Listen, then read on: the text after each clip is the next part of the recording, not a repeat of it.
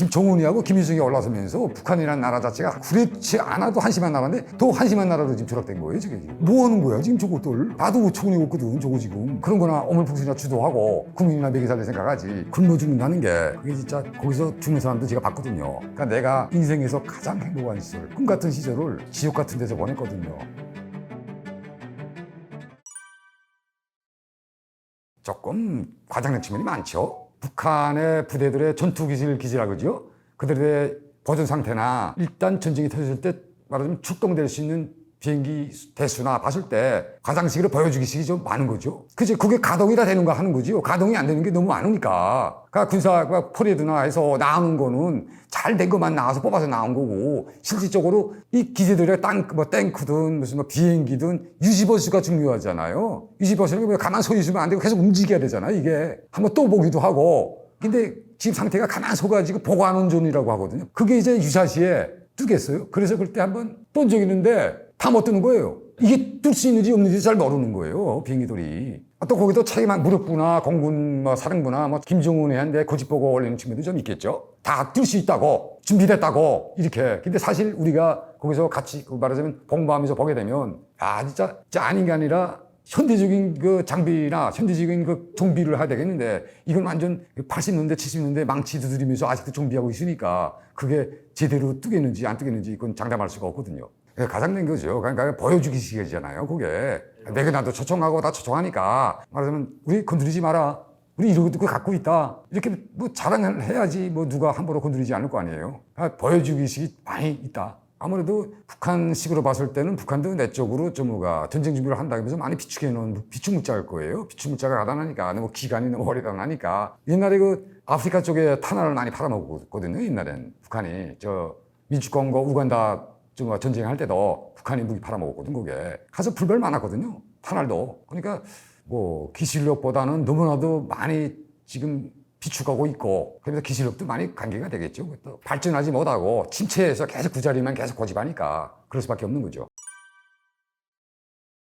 그렇죠. 뭐 현대전은 인원수가 하는 게 아니거든요. 북한의 군무력이 지금 상비무력이 120만이거든요. 그리고 비상비무력이 80만이거든요. 그래서 200만이라고 지금 보고 있거든요. 근데 뭐 비상비무력이라는 게 그건 뭐 정상적인 군사훈련을 받지 않은 거고, 북한이라는 나라 자체가 군사화된 국가니까 군인으로서의 기질이라고 그럴까요? 그런 기질을 갖고 있지. 갖고 있는데 그게 뭐랄까, 이게 충분한 전투기술 의지가 있어가지고 발휘가 돼야 되겠는데 육탄 정신이지 몽땅. 몸이 그대로 성이 되고 포가 되고 되는 거예요. 그게. 근데 그게 현대전에 맞아요? 그게 안 맞는 거지 지금. 근데 대한민국은 뭐 상비 무력이 솔직히 말해서 더 작은지 모르겠는데 한 60만 정도라고 봤을 때 충분히 제압할 수 있다 이렇게 생각을 하거든요. 옛날에 6.25 전쟁 때 중국군이 막 이렇게 들어온 거하고 지금 상황이 많이 틀리잖아요. 그럴 때는 인원수가 전쟁을 좌우지했다면 지금은 아니거든요. 그러니까 상비 무력은 많다. 근데 그건 북한이 상비 무력을 그렇게 많이 갖고 있는 것은 군대 전쟁 대비보다도 북한의 경제적 요건과도 많이 관련이 돼 있어요. 경제적 요건이 뭐나, 북한에 말하자면 노동 인구가 있는데 일자리가 부족하잖아요. 그 일자리 부족하니까 그 많은 젊은이들 몽땅 그 군대에다 갖다 집어넣는 거예요. 그러면 또 그게 또 경제적 요건이 뭐나, 이건 돈을 주지 않고 건설 인력으로 창출할 수가 있거든요. 뭐 군대예요, 그게. 건설자지.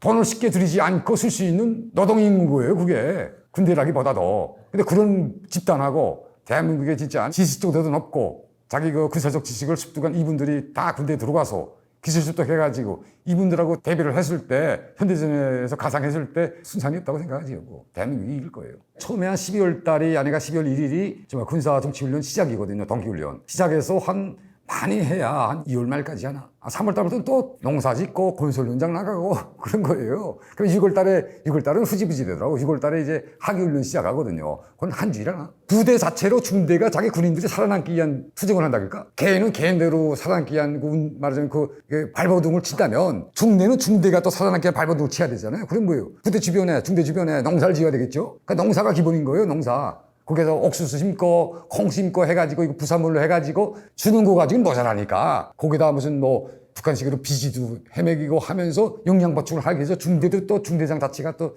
중대 때문에 노력을 하는 거지. 유지해야 되니까 없는 살림에. 아니, 훈련이라는 것도 역량상으로 됐고 조건이 구비되고 훈련 조건이 구비되고 해야지 하나도 없는 상태에서 거기서 형식 주의적인 훈련인 거지 그게. 북한군에 들어가는 순간부터 우선 아사와이 투쟁이거든요. 군인이 첫째 생각하는 게 아사와이 투쟁이라고 그러거든요. 왜냐 자식이 군대 나가면 자식이 군복무 하는 게 아니고 부모가 군복무 한다는 소리가 있어요, 북한에. 그건 왜냐 군대 나가면 영양실조에서 죽지 말라고 부모가 계속 돈을 붙여주거든요. 대한민국 현실은 자율배 시간이에요, 이게. 나 처음에 그렇게 이야기했거든요. 야, 나 이런 군복무면 다시 군복무하고 싶다. 10년, 20년도 할 수 있다, 나 이거. 북한에 11년 동안 있었지만 그 모든 전 가정이 진짜 굶지 않고 살아남기 위한 투쟁?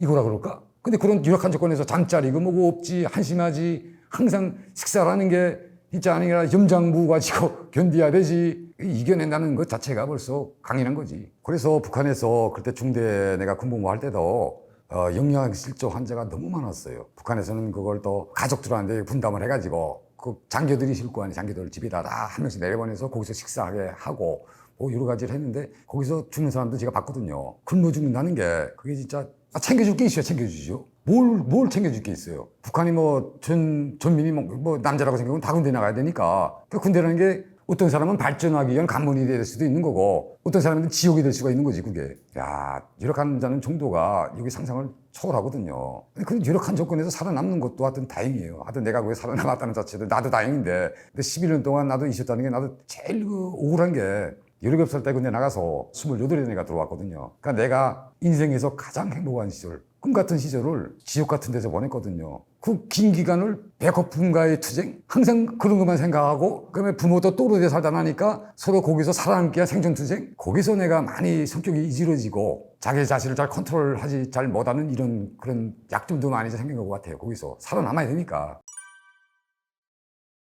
예, 제가 90년도, 91년도에 북한의 공군에 입대를 했어요. 원래는 처음에 여기 말하면 인천공항 같은데 순환국제비행장에 제가 원래 거기서 군복무를 시작했거든요. 북한은 국제공항이 군사화돼 있어요. 군대예요. 거기서 하다가 그러면 드론부대가 조직되면서 드론부대로 창출이 돼서 간 거예요. 그래서 드론부대에서 군복무를 쭉 했죠. 그래서 11년을 군복무했어요, 제가. 그러니까 북한은 항상 뭘 할 때 어떻게 하는가? 장비나 이렇게 마련되기 전에 인적 교육을 먼저 진행을 해요.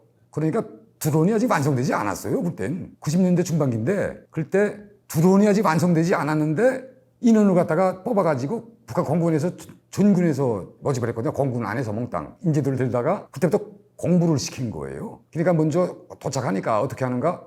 눈 시력검사를 다 하더라고요. 그때는 유관 조정이 이랬거든요. 처음에는. 눈으로 보면서 유관 조정했거든요. 그러니까 시력검사하고 조정서들을 먼저 뽑은 거예요. 나머지 하면서 이제 무기, 그다음에 라지오라는 게 여기 무선이거든요. 나는 그때 무선이 있었거든요.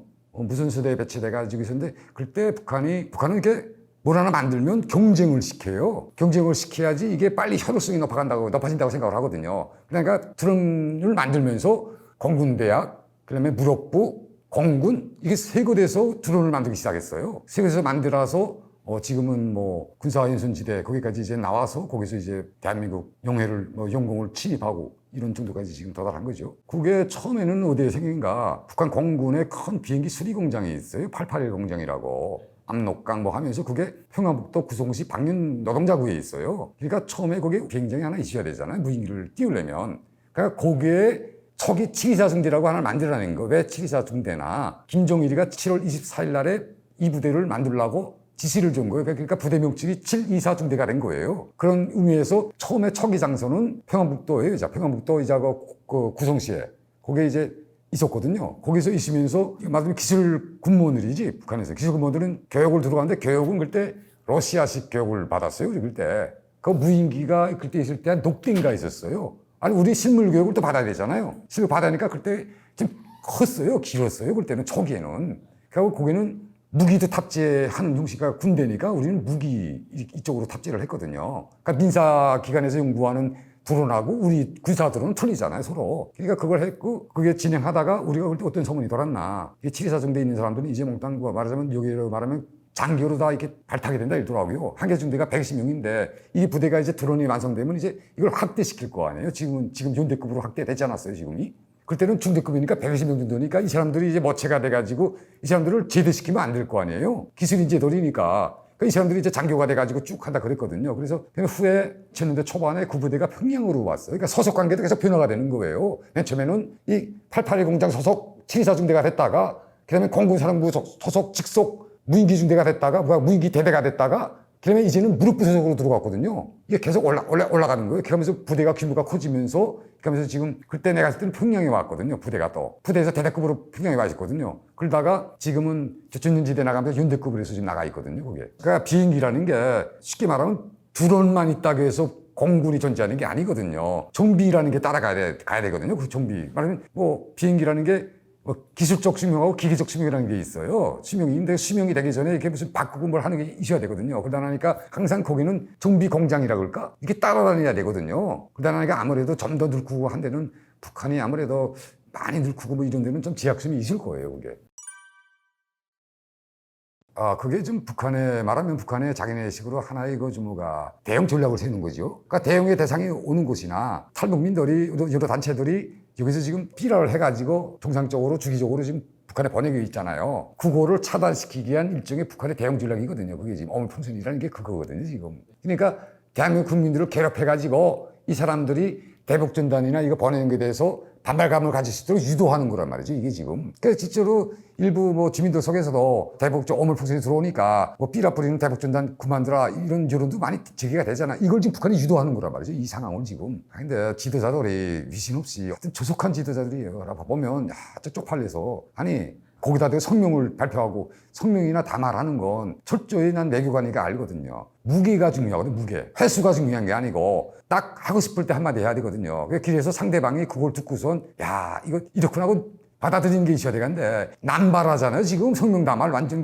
김여정이가 지금 국가의 이미지를 뭘로 만들어 놓는지 모르겠어요. 자가 지금 성명 담화 제 이름으로 막 갖다 놓고 수위가 있는데 그것도 수위 조절도 안 하고 아무 소리나 막 지치고 외교적인 외교노라는 게 또 있잖아요. 그러니까 내무성이라는 자체를 무시하는 거지 완전. 이때까지 역사적으로 성명인가 담화를 써온 사람들 북한 내무성에서 작성을 하거든요. 그거 성명 담화 하거든요. 그거 하는 사람들을 무시하는 거지 완전. 그러니까 나라의 국격이 뭐가 되는 거예요 지금. 국격이 완전 위신이 하락하는 거지. 그러니까 어린애들이 앉아가지고 즉흥적으로 조르다나니까 북한이라는 그 이미지가 완전 그래도 독재 국가인데 더 비이성적인 국가로 좀 전락이 되고 있잖아요, 그게 지금. 그렇죠. 가가 주도하니까 내가 그렇게 말씀드리는 거예요. 주도할 게 없어서 국민이나 매개살을 생각하지. 그럼 어민풍선이나 주도하고. 그래도 여기서 말하는 대한민국에서 이야기하는 국가 2인자라고 하던데 2인자는 아니더라도 그래도 한 개 국가의 영향력 있는 사람이라는 게 그런 거나 어민풍선이나 주도하고 말하자면 할 게 없는 거지. 그러니까 방도가 없는 거예요. 대북 전단을 막을 수 있는 방도가 없는 거지. 그걸 막으려면 다른 합리적인 방도를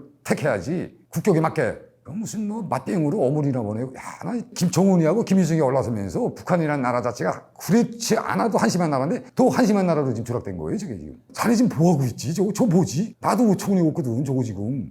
뭐 하는 거야, 지금 저것들 하고. 정은이하고 여정에 올라서 가지고 하여튼 북한이라는 나라를 더 나락으로 한심하게 만들어 놨어요, 지금 저거. 대북 확성기의 효과가 큰 거죠. 물리적으로 수학적으로 얘기하면서 오물 많이 간다, 적게 간다 보다도 그 주변에 있는 사람들이 자각을 하고 듣잖아요. 그렇잖아요. 싫은 소리도 10번 들으면 지질로 느껴지잖아요. 그런 효과성이 있는 거지. 그러니까 계속 하게 되면 이게 북한도 인지하는 게 저거 이제 대북 방송이 저기서 나오게 되면 그게 북한 내부에 파급되는 효과성 이게 어느 정도라는 걸 감안을 하니까 빨리 막으려고 해석하는 거지, 바빠서. 그래서 그만큼 가들이 힘들어 한다는 거는 그만큼 그게 효과가 크다는 거예요. 김정일 시대 때 김일성 시대는 꽉 틀어지고 이렇게 했다 치지만 김정은 시대 때 태어난 사람들은 어디까지나 그 전 세대보다는 외부 정보에 대해서 많이 접촉하지 않았어요. 거기서 국경지대나 아니면 다른 루트를 통해서 많이 대한민국의 현실도 이제 파악하고 있고 외국이 어떻게 돌아간다는 걸 어느 정도 MZ세대는 알고 있거든요. 그러니까 김정은 세대가 좀 더 불안한 거지, 이 정권이.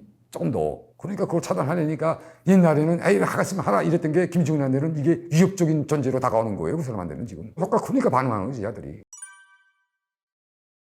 그래서 북한이 전기 인프라 같은 건 철탑이 있어가지고 옛날 철탑으로 했는데 북한도 야심차게 생각하고 지중 케이블 설치하려고 그랬거든요. 지었는데 이게 현실성하고 맞지 않는 거예요. 지중설로 딱 하면 그건 한다 치자 북한이 솔직히 말해서 김정은이가 마음 먹으면 아파트 더 물 수 있고 여기처럼 서성이 없으니까 지중설로 깐다 치자요. 까는데 모든 배선함이 다 칠걸요. 그래서 북한의 전기선로가 전격 전류를 받아본 적이 없어요. 그러니까 모든 게 부적격 말하자면 전압이 낮은 데다 적응이 돼 있거든요. 깊게 데다 나니까 오히려 전격이 들어오면 다 터져나간단 말이죠, 그게. 기기나 모든 것들이 다 이 저전력에 이게 다 수능이 돼 있는 거예요. 거기다 전격 전압 딱 들어오면 다 터져나가죠. 그러니까 북한의 아파트에 있는 동선 다 써야 되겠는데, 배선한도. 쉽게 말하면 전원전선이라고 구리로 써야 되거든요. 근데 알루미늄을 갖다 써놨거든요. 거기다가 10년 지나면 다 부식되잖아요. 이거 다.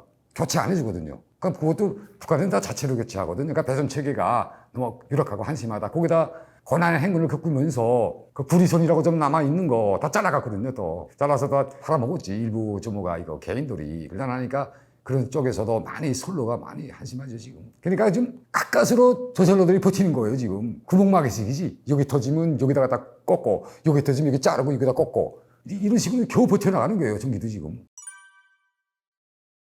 지금 정세로 봤을 때 저도 뭐 6.25 전쟁과 같은 민족의 참사가 다시는 일어나지 말아야 된다고 저는 확신하고 또 그걸 위해서 노력하고 있습니다. 근데 북한이 지금 두개 국가론을 주장하고 있잖아요. 두개 국가를 주장한다는 자체는 북한도 전쟁할 의지가 없다는 거거든요. 남남으로 살겠다는 거거든요. 그러니까 북한이 왜 그것을 주장할까가 북한도 이제 대한민국의 국격이나 뭐 위상이나 이걸 인지한 거예요. 자기네가 이제 다른 방식으로 해서 대한민국을 따라 앞서거나 동등하거나 이렇게 갈 수 없다는 걸 인지했다는 거예요. 그러니까 북한이 선택했다는 건 뭐나 대한민국이 끼지 않은 대한민국이 말하자면 이게 영향이 없는 속에서 미국과 일본과의 관계를 갖고 싶은 거예요. 가는 길이 가들이 생각하는 게 두 개 국가론인 거예요. 그러니까 생각하면 반대로 역으로 보면 미국이나 일본도 대한민국이라는 나라를 많이 우식을 하니까 북한과의 관계에서 조율하거나 뭐라 할 때는 대한민국의 눈치를 좀 보게 되잖아요. 근데 두 개 국가가 되면 어떻게 되는 거예요? 미국이나 일본의 부담을 덜어주는 거 아니에요? 역으로 말하면. 그러니까 북한은 지금 그래서 두 개 국가론으로 가면서 미국과 미국을 위세한 국제사회에 좀 더 진출하려고 그러는 거고, 거기서 대한민국하고 철저히 분리시키려는 거예요. 잠깐만. 북한이라는 나라를 대한민국과 분리시켜보려는 거예요. 완전 분리시키면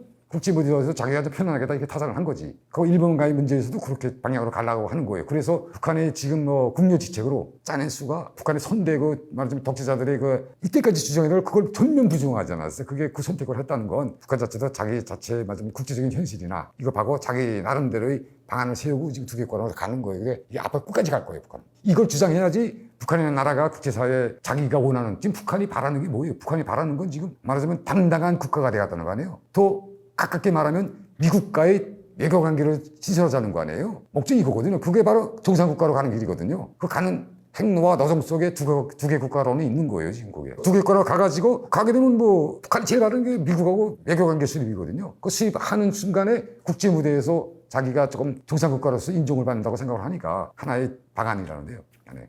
이번에 이거 모니 사이트에서 저를 이렇게 찾아주셔서 제가 진솔하게 북한에 관해서 이런 이야기들을 할 수 있다는 기회를 가진 것이 대단히 감사하게 생각을 합니다. 그래서 앞으로 대한민국에서 좀 더 열심히 살고 내가 이 탈북을 하고 기술을 한 것이 헛되지 않도록 열심히 살도록 하겠습니다. 감사합니다.